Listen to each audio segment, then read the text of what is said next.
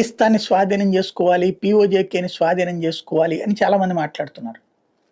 కానీ దానికి పాకిస్తాన్కి గట్టి బుద్ధి చెప్పడం వరకు నో ప్రాబ్లం. కానీ దాన్ని స్వాధీనం చేసుకుంటే దానంత దరిద్రం ఇంకోట్లేదు. 77 ఏళ్ల నుంచి కాశ్మీర్ని మేపుతున్నాం మనం.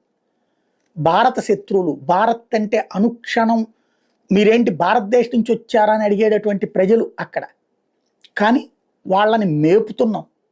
రోడ్లు వేసాం, కాలువలు కట్టాం, రైళ్లు ఇచ్చాం, సదుపాయాలన్నీ ఇచ్చాం. పీఓజేకలు పాక్ ఆక్యుపైడ్ కాశ్మీర్లో అడుక్కు తింటున్నారు. పాకిస్తాన్లో దిక్కుమొక్కు లేక చస్తున్నారు, తీవ్రవాదులుగా మారుతున్నారు. అయినా సరే మత పిచ్చతో ఉండేటటువంటి దరిద్రులు వాళ్ళు.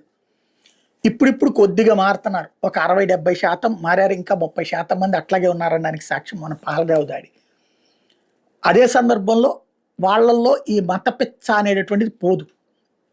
వాళ్ళని తెచ్చిపెట్టుకోవడం అంటే